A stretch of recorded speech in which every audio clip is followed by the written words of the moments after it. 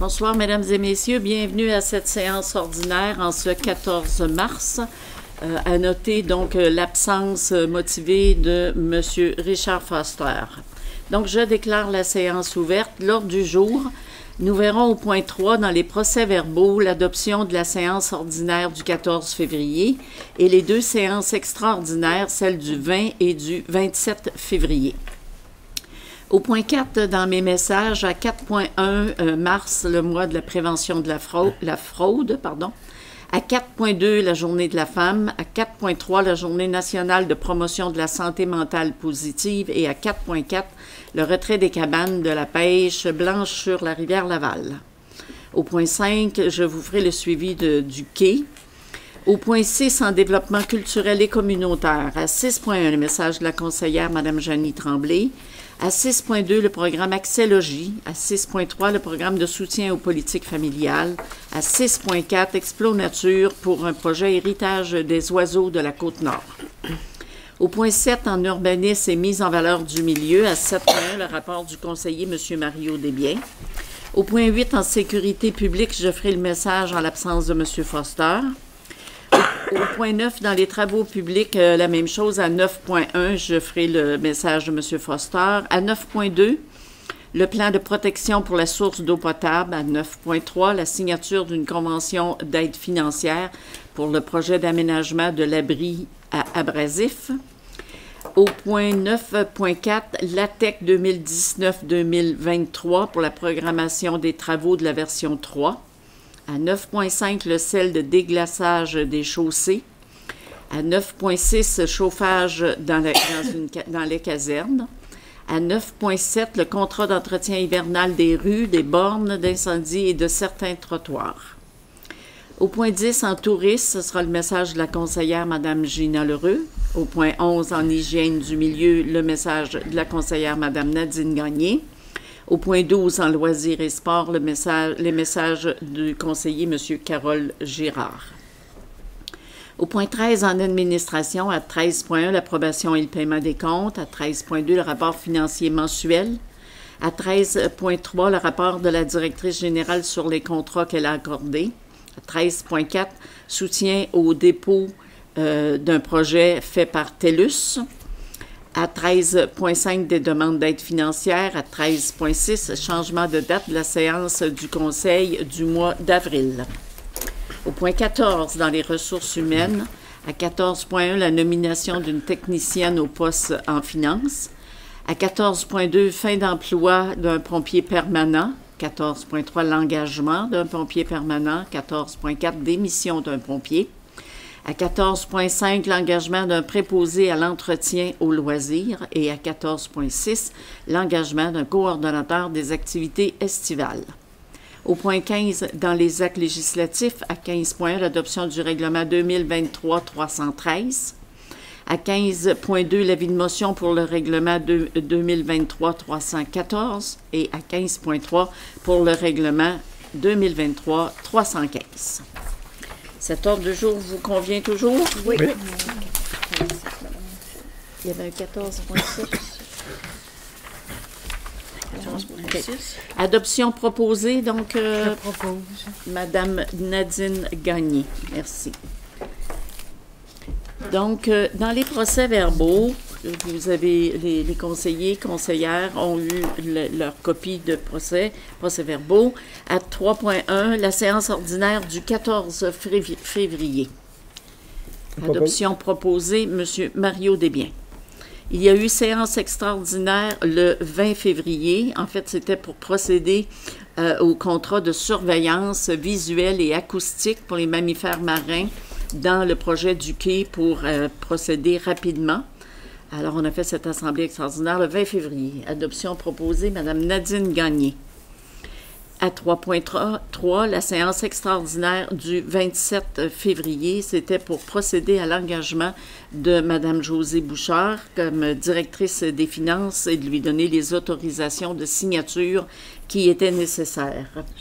Proposée donc par Mme Gina Lheureux.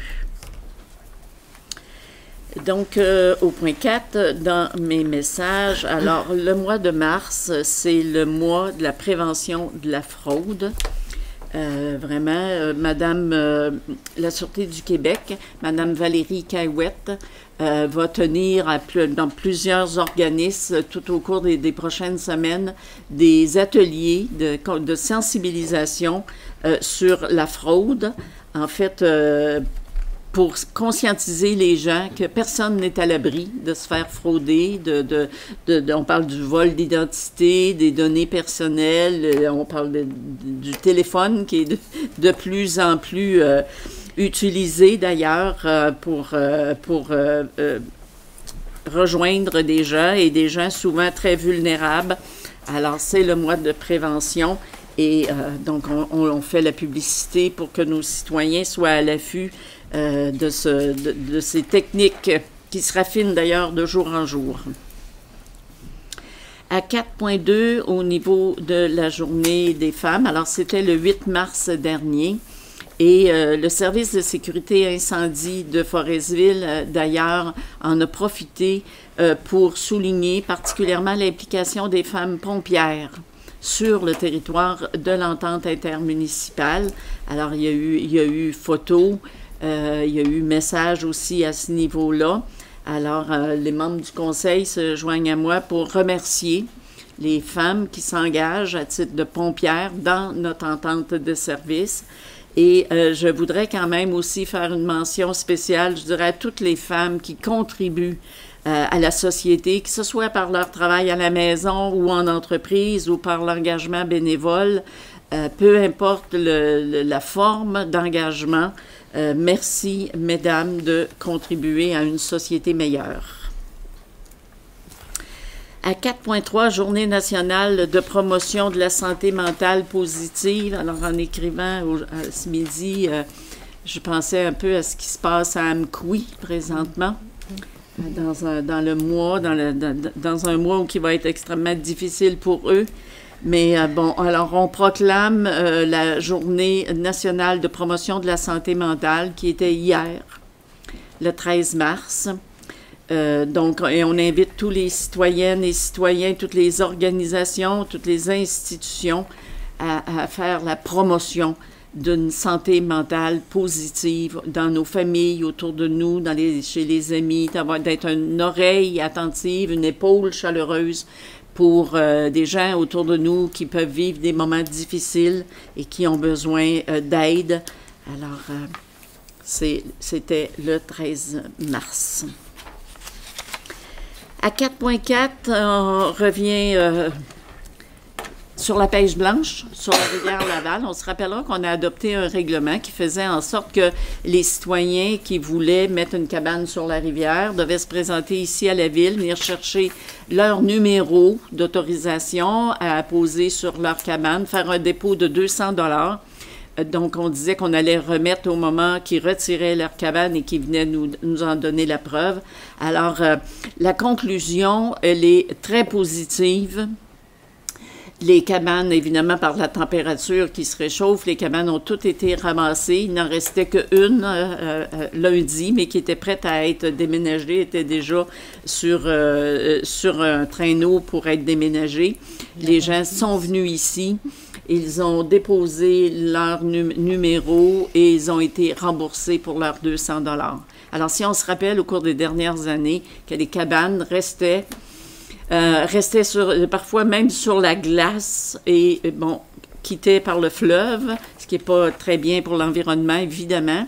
Et d'autres cabanes sont restées sur le sol et ça a été les employés des travaux publics qui ont dû aller faire le chargement de ces cabanes-là, en disposer à l'éco-centre. Alors, vous savez ce que ça peut représenter comme heure et comme coût de travail.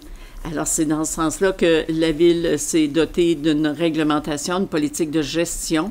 Et à la conclusion, en tout cas de cette première année-là, on peut dire que ce fut un succès.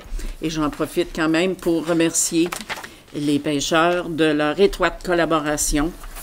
On est tous conscients qu'il y a là une belle activité, mais quand la saison est finie, encore faut-il ramasser les cabanes et tout ce qui s'ensuit. Au point 5, en développement économique, alors c'est sûr que je veux parler du quai.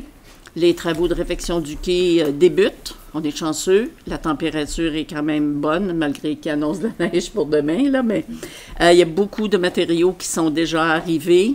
La machinerie, les matériaux, et évidemment que nous suivons de près les travaux qui auront lieu au cours des prochains mois. On parle jusqu'à la fin juin, début juillet. C'est certain que ça cause certains inconvénients dans l'accès au quai, mais c'est une question de sécurité. Un chantier ne peut pas être accessible par autre que le contracteur et ses travailleurs. Je ne peux pas faire autrement que de parler de la fermeture de Gagnon et Frères. Une décision, je l'ai dit publiquement, une décision vraiment déplorable pour un magasin qui était très performant, avec un grand territoire à desservir, avec une belle clientèle. Alors, c'est une décision qui est plutôt incompréhensible. On sait que la pénurie de main-d'œuvre, la rareté de la main-d'œuvre, c'est un défi pour toutes les entreprises. Mais on aurait pu tendre la main et travailler ensemble à conserver ce commerce-là. Mais la décision, elle a été prise et elle a été annoncée et démantelée très rapidement. Alors, on ne peut que déplorer cette situation. Au point 6 maintenant, on va aller en développement culturel et communautaire. À 6.1, le message de Mme Jeannie Tremblay. Merci, Madame le maire. Bonsoir à tous. Deux petits messages de mon côté ce soir. Le premier qui a trait au 5 à 7 des bénévoles qui aura lieu le 20 avril prochain. Les formulaires pour nommer le bénévole de l'année ont été expédiés par courriel aux organismes hier, le 13 mars. Nous attendons dès cette semaine les mises en candidature. Un deuxième message qui nous vient de la MRC de la Haute-Côte-Nord qui vous invite à participer à un café-causerie concernant votre vision pour l'accueil des nouveaux arrivants. Le café-causerie aura lieu le samedi 18 mars de 10h à midi à la salle du Cœur-Ligne située derrière l'Arena. Vous devez confirmer votre participation à conseiller DC CONSEILLER à commercial MRC haute-côte-nord.qc.ca ou au 418 233 2102 poste 235. Voilà. Merci, Mme Tremblay. À 6.2, le programme Accès-Logis. Alors, je ne lirai pas la résolution en entier, mais le programme Accès-Logis, c'est vraiment le programme pour créer des loyers à prix modique. Et on sait que dans l'ensemble du Québec, la crise du logement, ça frappe le Québec en entier. On dit qu'il y a à peu près 177 000 ménages québécois qui ont des besoins impérieux de logement.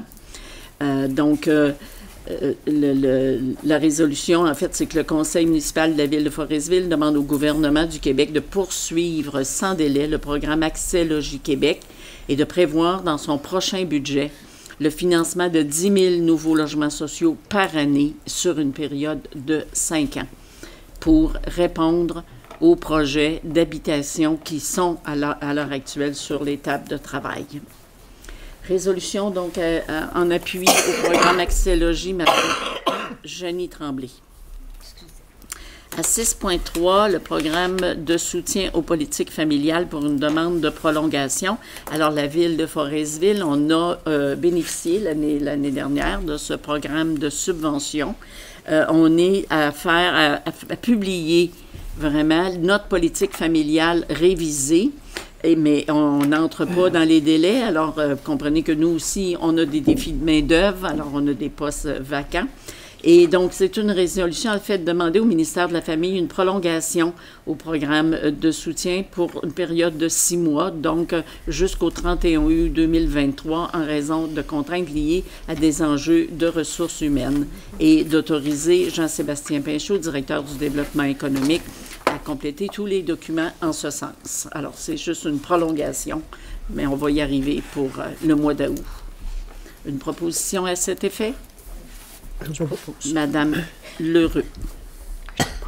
À 6.4, Explo Nature qui veut présenter un projet afin de promouvoir l'ornithologie en Haute-Côte-Nord, donc créer un circuit de toute la Haute-Côte-Nord, de Tadoussac à Colombier. Et dans ce sens-là, donc, présenté dans le cadre du Fonds Région Ruralité, dans le volet soutien à la vitalisation et à la coopération intermunicipale. Appui, donc, pour qu'on puisse bénéficier, nous aussi, de ce circuit des oiseaux de la Haute-Côte-Nord. Un proposeur? Je propose. Madame Nadine Gagné. En urbanisme et mise en valeur du milieu maintenant, 7.1, les messages de M. Desbiens. Merci, Mme le maire. J'ai deux petits messages dans le comité d'urbanisme. Travaux sur la propriété. La plupart des travaux nécessitent un permis ou un certificat d'autorisation. Il est donc primordial de planifier avant de débuter vos travaux l'obtention de votre permis ou certificat d'autorisation. Pour en faire la demande, il suffit de remplir le formulaire prévu à cet effet, disponible au bureau municipal et sur notre site Internet. Délai d'émission des permis. Le délai d'émission est d'au maximum 45 jours pour un permis et d'au maximum 30 jours pour un certificat d'autorisation. Et ça, une fois tous les documents nécessaires déposés, la demande complétée et payée. Nous vous invitons à ne pas attendre à la dernière minute pour déposer votre demande. Merci. Merci, M. Desbiens. En sécurité publique, maintenant, au point 8. Alors, le message que vous aurez livré, M. Foster, c'est tout simplement un rappel. On a eu changement d'heure dans la nuit de samedi à dimanche et à chaque année, on dit toujours changement d'heure rime avec vérification des avertisseurs de fumée et changer les piles. Alors, si vous ne l'avez pas fait, c'est un petit rappel. Vérifiez vos piles et vos appareils. Au point 9, en travaux publics, à 9.1, ça aurait aussi été le message de M. Foster. Concernant, je reviens sur les travaux du quai à ce moment-là. Donc, le chantier de construction a été délimité entre la sortie du camping et le stationnement qui est près de la rampe de mise à l'eau. Tout ça, c'est maintenant le chantier de construction.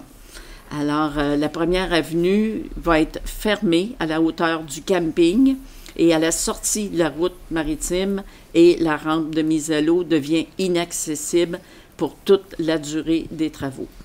Comme je le disais tantôt, on est conscient que ça crée des désagréments à certains, mais même au début de la semaine, avec la belle température, même le contracteur nous a demandé d'agir parce qu'il y a beaucoup de monde, beaucoup de gens qui circulent à proximité, qui vont voir. C'est merveilleux, ça veut dire que les gens sont intéressés, c'est apprécié, mais ils ne peuvent pas rentrer sur un chantier de construction. Question vraiment de respect et de sécurité pour les travailleurs, mais pour aussi nos citoyens.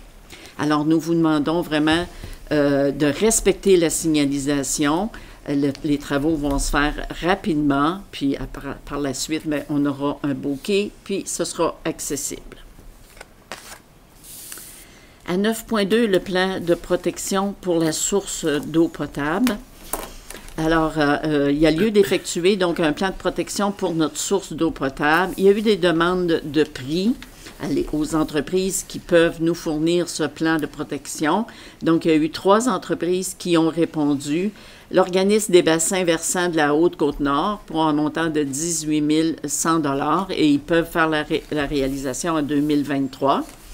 Une deuxième firme qui s'appelle Aquifer, dont leur montant était de 20 780. Ils pouvaient aussi faire la réalisation dans les prochains mois. Et une troisième qui est Englobe pour un montant de 14 800 $, mais ils ne peuvent pas réaliser ce plan-là avant 2024. Alors, compte tenu que pour nous, c'est à partir d'une subvention qui nous a été possible, là, donc d'aller de l'avant. Donc, il est résolu d'accepter la soumission de l'Organisme des bassins versants de la Haute-Côte-Nord en date du 20 février avec un contrat de 18 100 $ plus les taxes pour la confection d'un plan de protection de la source d'eau potable. Et cette dépense est prise dans l'aide financière accordée par le ministère de l'Environnement, de la lutte contre les changements climatiques, de la faune et des parcs. Et ceci fait en sorte que nous allons respecter les échéanciers qui nous avaient été exigés. Proposition, Monsieur Carole Girard. À 9.3, signature de la convention d'aide financière dans l'aménagement de l'abri pour les abrasifs. Alors, le projet est déjà réalisé. On se rappellera qu'on avait reçu une subvention de 64 500 $ pour l'aménagement de cet abri-là. Mais ils ne nous avaient pas encore fait parvenir la convention qu'on doit signer. Alors, ils sont comme beaucoup en retard, mais il faut quand même la signer. Alors, c'est une résolution pour m'autoriser, de même que la greffière, à signer pour et au nom de la Ville la convention d'aide financière à intervenir dans ce projet. Toute la réalisation est déjà faite. Alors, on va signer la convention, puis on va faire le rapport presque en même temps. Proposition pour les signataires? Je sais pas. Madame Jenny Tremblay. À 9.4, la TEC 2019-2023 pour la programmation des travaux dans sa version 3. Alors, là, c'est la taxe, le programme taxe sur l'essence et la contribution du Québec, qu'on parle très, très souvent ici à la table, qui va nous permettre là, de faire les projets de réfection des rues, de nos conduites d'eau potable, d'eau usée et de réasphalter les rues. Alors, vous savez qu'on avait le projet de la réfection de la 12e rue. Maintenant, le projet est changé. Nous allons faire plutôt dans la prochaine année la réfection de la 4e avenue et de la 8e rue. Et la 12e sera sur le prochain programme. Alors, c'est donc la nouvelle version de l'utilisation de notre TEC. La résolution, c'est que nous devons, par résolution, nous engager à respecter les modalités du guide et évidemment, toutes les autres conditions qui en découlent. Proposition pour cette TEC 2023? Je propose. Monsieur Desbiens. À 9.5, le sel de déglaçage pour les chaussées.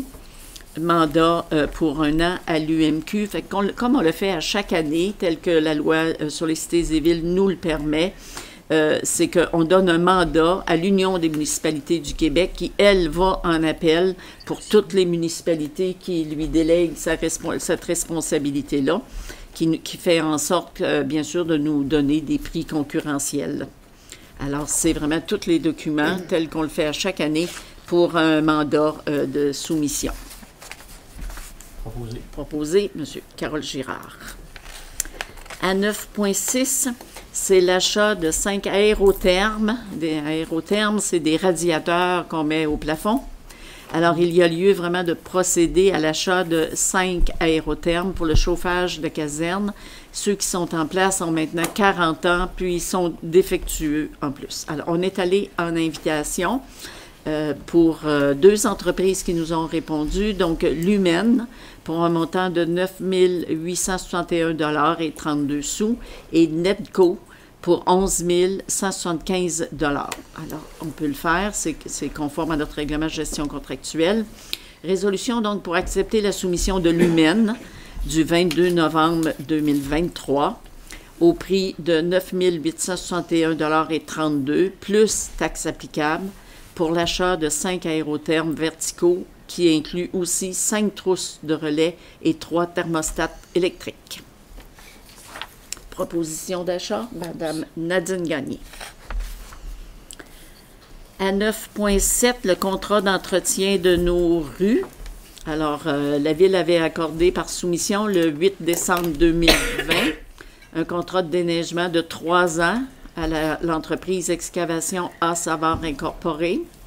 L'article 2.3.5 du contrat prévoyait 2 années d'options possibles accordées individuellement. Donc, la Ville veut se prévaloir d'une première année d'option, donc pour l'année 2023-2024. La résolution est donc pour confirmer aux excavations à Savard que la Ville va se prévaloir d'une première année d'option pour 2023-2024. Donc, la façon de le calculer, c'est on prend le prix de l'année 2022-2023, qui était de 528 597. On applique ce qu'on appelle l'IPC, les prix à la consommation du Québec pour l'année 2023, qui a été fixé à 6,7 %. Donc, cette année d'option sera d'un montant de 564 014 et 3 sous. Proposé par Mme Gina Leroux. Au point 10, maintenant, en tourisme, le message de la conseillère, Mme Gina Leroux. Merci, Madame le maire. Bonsoir à tous. Ce qui concerne tourisme en mois d'avril, aide aux entreprises touristiques. Donc, la Haute-Côte-Nord compte de nombreuses entreprises touristiques qui contribuent au développement et au rayonnement de la Haute-Côte-Nord. La MRC collabore activement avec les intervenants et partenaires du milieu pour répondre à leurs besoins. Donc, la MRC vous accompagne dans les entreprises touristiques en offrant un service conseil adapté à vos besoins, participe à l'élaboration stratégique de projets touristiques, tendances, mise en marché, expérience client, maillage des parties prenantes, etc. Facilite l'accès aux fonds dédiés à l'industrie touristique, la MRC, Investissement Québec et tous les autres bailleurs de fonds. Dirige vers les ressources spécialisées en innovation et en développement durable.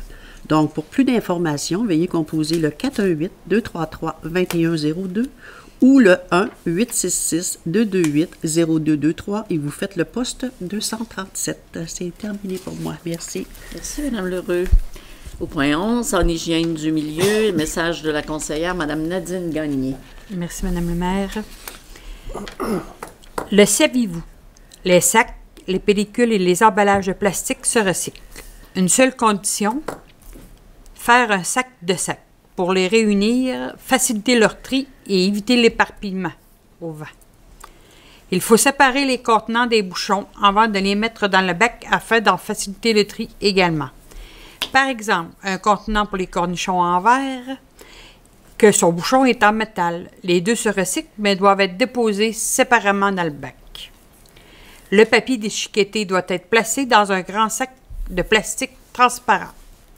Et tous les plastiques numérotés vont au recyclage, à l'exception de ceux marqués du numéro 6. Tout ça pour éviter les frais, le plus grand nombre de frais. Merci, Madame le maire. Merci, Mme Gagné. Au point 12, maintenant, en loisirs et sports, le message du conseiller, M. Carole Girard. Merci, Mme Anctil. Alors, un court message pour moi ce soir. Donc, pour ce qui concerne la patinoire extérieure, on voudrait vous annoncer qu'à raison des conditions climatiques printanières qui sont assez bien arrivées, la saison de la patinoire extérieure est maintenant terminée. Donc, on vous dit à l'année prochaine pour la patinoire. Merci, c'est tout pour moi. Merci, M. Girard. Au point 13, en administration maintenant, donc les comptes ont été, comme on le fait à chaque mois, étudiés ligne par ligne en comité de travail. Adoption proposée, donc des comptes, M. Desbiens. Au point 13.2, le rapport financier mensuel. Je vais demander à Mme Tremblay, malgré sa condition grippale, de nous dire un petit mot sur le rapport financier. Merci, Madame la maire. Bonsoir tout le monde. À tous et à Micro. Micro. J'ai déjà pas de voix. Je vais prendre le micro. Donc, pour le mois de février, nous sommes à 14 % du budget, alors que la planification budgétaire prévoyait que nous serions à 17 % sur un budget de 8 606 012 $. Voilà pour moi. Merci. Donc, résolution pour accepter ce rapport financier. Proposé. Monsieur Carole Girard. 13.3, Madame la directrice, poursuivez peut-être par la présentation des contrats que vous avez accordés, puis on en fera la résolution par la suite. D'accord, merci. Alors, le premier contrat autorisé le 17 février 2023 à EXP, une demande de prolongation du CA pour des travaux du quai. On est dans les travaux du quai, donc pour un montant de 2 395 et taxes en plus. Le deuxième contrat autorisé le 20 février 2023 à M.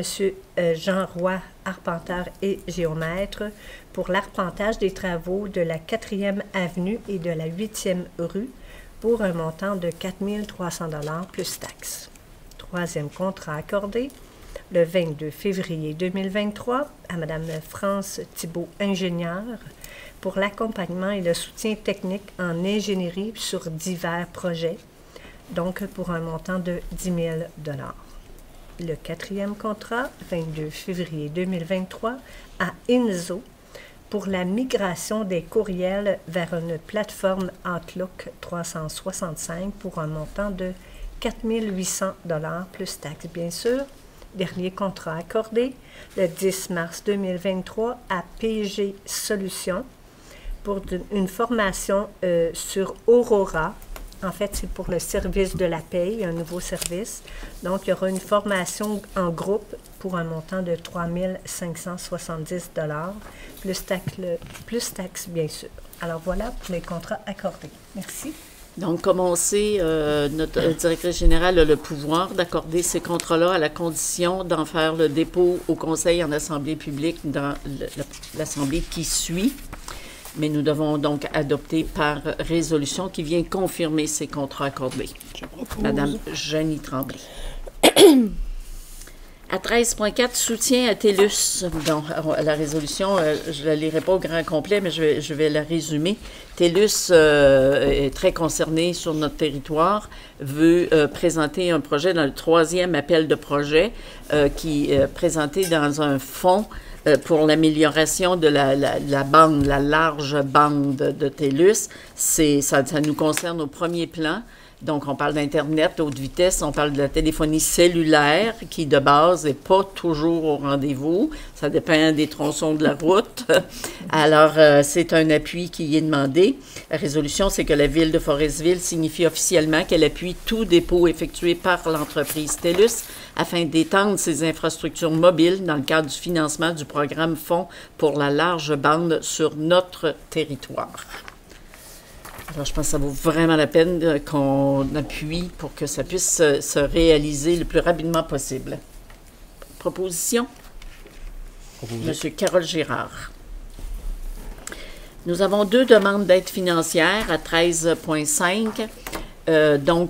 L'Odyssée artistique qui va tenir une qui s'appelle Fin de semaine entre nous, à qui on remettra un montant de 100 $. Et la table locale de concertation des aînés de la Haute-Côte-Nord qui publie un planificateur. Donc, c'est un calendrier, mais c'est aussi un bottin de ressources qui est destiné à tous les aînés. Alors, notre contribution, Ville de Forestville, serait aussi de 100 $. Résolution pour ces aides financières? Monsieur Desbiens. Changement de date de la séance du mois d'avril. Alors, on demande à reporter la séance au 18 avril au lieu du 11, parce que c'est dès le lendemain de l'arrivée du congé de Pâques qui ne permettra pas à notre personnel, évidemment, de nous fournir tous les documents, les factures, les comptes, etc. Alors, exceptionnellement, notre prochaine rencontre serait le 18 avril à 19 h ici même. Nous devons le faire par résolution puisqu'on avait adopté un calendrier à cet effet. Madame Nadine Gagné. Aux ressources humaines, maintenant, au point 14, à 14.1, nomination d'une technicienne en finance. Alors, un tel poste avait été ouvert, premièrement à l'interne, et aujourd'hui, on peut procéder à la nomination de Mme Joanne Harvey à titre de technicienne en finance. Sa date de référence, elle est en poste depuis le 30 janvier. Son salaire est fixé à la classe 6, échelon 5, conformément donc à la grille salariale acceptée par le syndicat des employés municipaux. Résolution pour cette embauche, Mme Lheureux. À 14.2, c'est une fin d'emploi concernant M. Gabriel Prado, qui avait été engagé le 18 juillet 2022 à titre de pompier permanent. Il y avait une première période de probation qui se terminait le 18 janvier 2023. Après entente, il y a eu entente donc pour prolongation de cette période de probation. mais considérant que les critères et les objectifs d'emploi n'ont pas été atteints durant cette période, il y a donc résolution pour mettre fin au lien d'emploi de M. Gabriel Prado à titre de pompier permanent en date du 26 février dernier. Je propose. Madame Jenny Tremblay en fait la proposition. Engagement d'un autre pompier. Donc, le comité de sélection nous fait une recommandation de procéder à l'engagement de M.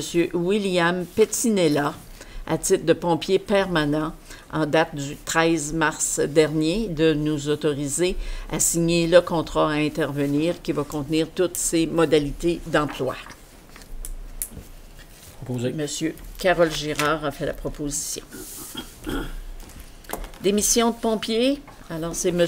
Antoine Marcil, dans la division de Longue-Rive, qui a remis sa démission. Nous devons l'accepter par résolution. Madame Nadine Gagné en fait la proposition. Engagement de préposé à l'entretien au service des loisirs. Le comité de sélection donc a fait son travail et il nous fait une recommandation favorable pour l'embauche de M. Kevin Croteau à titre de préposé à l'entretien. Sa date d'embauche est le 28 février et son salaire et ses conditions de travail telles que stipulées dans la convention collective à la classe 5, échelon 2. Par résolution, Madame Lheureux. Un coordonnateur des activités estivales. Là aussi, le comité de sélection nous fait une recommandation favorable pour procéder à l'embauche de M. Pierre-Olivier Girard. C'est un projet pilote de 20 semaines qui va débuter le 3 avril et de fixer donc un salaire à 20 $ de l'heure, un horaire de 35 heures par semaine et d'autoriser notre directrice générale à signer le contrat à intervenir. Monsieur Desbiens fait la proposition. À 14.7, il y a des autorisations de déplacement. Donc, Monsieur Pierre Chamberlain au cégep de Chicoutimi, deux déplacements. Le premier est 2 avril et le 15 et 16 avril pour sa formation d'officier 1. Et le 19 avril, M. Israël Martel, qui se déplacera à Trois-Rivières pour une formation concernant l'inspection des cylindres d'air pour évidemment le service d'incendie. Ces déplacements doivent être autorisés par résolution. Madame Nadine Gagné. Au point 15, dans les actes législatifs, 15.1, premièrement, c'est l'adoption du règlement 2023-313. Il y avait eu un avis de motion donné par M. Carole Girard le 11 octobre dernier. Le règlement, donc, a été présenté. C'est le règlement qui vient exiger que tous les camions qui transportent des agrégats sur notre territoire soient munis d'un numéro. Proposition, donc, M. Carole Girard. Il y a 2 avis de motion à donner ce soir. Premièrement, le règlement 2023-314. Avis de motion on va voir ce règlement-là plus tard, qui va permettre de faire un emprunt pour la taxe sur l'essence, la TEC qu'on a parlé tantôt, qui va réaliser des projets de rue. Il faut qu'on fasse l'emprunt, puis par la suite, le gouvernement va nous rembourser. Ce soir, c'est simplement l'avis de motion. On va vous présenter le règlement à la prochaine Assemblée. Avis de motion donné, Mme Jenny Tremblay. La même chose pour le dernier avis de motion à donner, c'est que nous devons, il y a vraiment une obligation d'adopter un règlement relatif à la démolition des immeubles dans toutes les municipalités du Québec. Donc, ce soir, avis de motion, le règlement est à l'étude présentement. Avis de motion, M. Carole Girard. Merci. Alors, c'était l'ordre du jour de ce soir. Est-ce que, M. Foster, je vous salue. Est-ce que vous avez des questions pour nous? Oui, j'aurais une question. Je veux des nouvelles. Oui. Il y a eu une documentation qui n'a pas de bon sens. 500$ pour même, là. On a les mêmes poubelles. Les mêmes bacs qu'on avait depuis que les bacs sont sortis. Le changement n'est pas à ce niveau-là, M. Foster. C'est que dans la section commerciale ou industrie, vous aviez, il y avait un plafond. Donc, la MRC, avec le tonnage que vous avez produit en poubelle l'année dernière, ce que vous recevez cette année comme facturation, c'est vraiment le prix réel de votre production de déchets. Donc, le plafond a été levé et on invite les entreprises, d'ailleurs, à communiquer avec nous où la MRC offre un service, c'est-à-dire qu'elle va se déplacer chez vous, le Valoris va prendre connaissance de votre pratique au niveau de la gestion des matières résiduelles et va vous faire en sorte de vous donner des bonnes pratiques pour que vous puissiez, dès maintenant, baisser votre tonnage. C'est qui justifie là, que le tonnage, nous autres, notre tonnage est bon, là, on ne sait pas. Bien, c'est justement, c'est ça que le Valoris va aller faire chez vous, dans votre entreprise spécifiquement. Il va regarder quelle est votre pratique au niveau des déchets, puis pour vous donner des méthodes pour réduire le plus possible. La formule aujourd'hui, c'est le producteur, celui qui produit les déchets, c'est lui qui a sa propre facture. Alors, c'est sûr qu'il faut l'abaisser, cette facture-là. Alors, on a d'autres commerçants qui sont touchés par la même chose. Il n'y a plus de plafond. Tu sais, avant ça, vous aviez un plafond. Donc, le reste de votre facture, il était assumé par les citoyens. Maintenant, la formule, c'est le producteur, payeur, mais il faut les réduire. Et là, vous avez un service gratuit de quelqu'un qui va vous donner les méthodes pour vous réduire le plus rapidement possible. C'est pas gratuit, là. Le service du Valoris, c'est gratuit. Le service du Valoris, c'est gratuit. Oui. Oui, mais ils chargent pour, là, parce que s'il vient ici une journée, c'est chargé ses poubelles, ça fait une augmentation au bout de l'année pareil. Mais l'objectif, là, c'est vraiment de vous aider à baisser votre facture, puis que la pratique, parce que la pratique d'un garage ou d'un restaurant ou d'une épicerie, c'est pas du tout la même affaire. Donc, c'est que chacun puisse prendre connaissance de ses méthodes, puis de faire en sorte que vous adoptiez de meilleurs comportements pour réduire votre propre facture. Ça, mais la poubelle, ça fait 10 ans quasiment, là. C'est la même poubelle, on a 2 employés de moins, et des fois la poubelle est rien qu'à moitié, assez souvent. Je comprends pas, là, que l'augmentation, c'est pas normal, ça prendrait des pesées sur... le camion a dépesé. Ouais. Le camion a dépesé. Justifié, Le camion a dépesé, M. Foster. Ils nous pèsent pas, ils ne donnent pas rien. Bien, c'est ça. Là, je pense que les entreprises qui veulent connaître leur propre situation, on va faire la demande, on en a déjà, Mme Tremblay a déjà communiqué avec la MRC pour qu'il y ait des entreprises qui veulent savoir. Puis le Valoris va venir, puis il va vous présenter. Je sais comment ça marche, une pesée, là. Mais la manière qu'ils ramassent la poubelle, ils ne pèsent pas. J'ai jamais vu peser encore. Je vois assez souvent, ils passent une fois par semaine. C'est le lundi, normalement. Quand ils ramassent la poubelle, il n'y a pas pesé. Parce que pour la peser, on va faire venir le Valoris, si c'est votre demande. On va faire venir, on va vous transmettre votre entreprise. Oui. Puis on va avoir toute l'information à ce moment-là de comment ça se passe dans votre entreprise, c'est quoi le poids chez vous et qu'est-ce que vous pouvez faire pour le réduire. Parce ça fait une grosse semaine qu'on essaie de rejoindre à MRC. Vous me permettez? Ouais, mais... En fait, j'ai déjà adressé la demande pour tous les commerçants qui ont vu leur facture augmenter. Bien évidemment, il y en a qui c'est beaucoup plus élevé qu'ils avaient.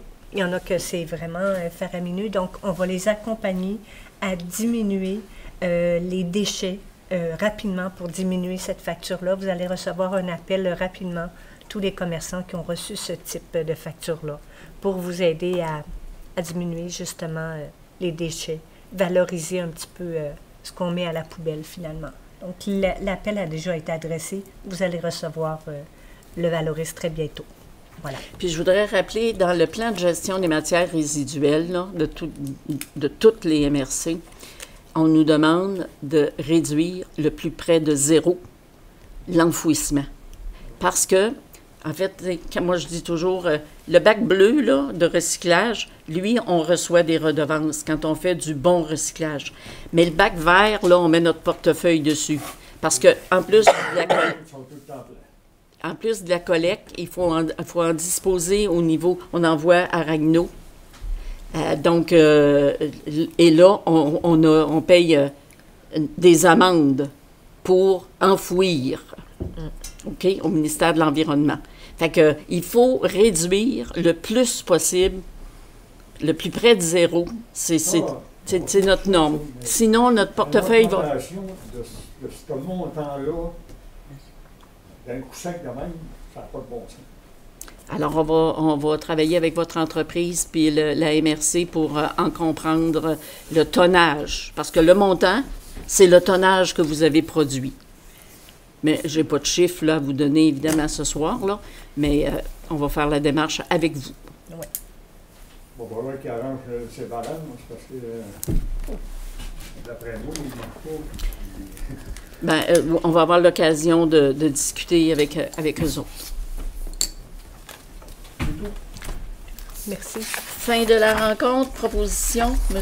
Carole Girard, unanimement résolu. Merci, mesdames et messieurs. N'oubliez pas que le mois prochain, il y a donc un changement de date. Suivez, on va faire un rappel sur le site web de la Ville. Merci, bonsoir. Bonsoir. Bonsoir, merci.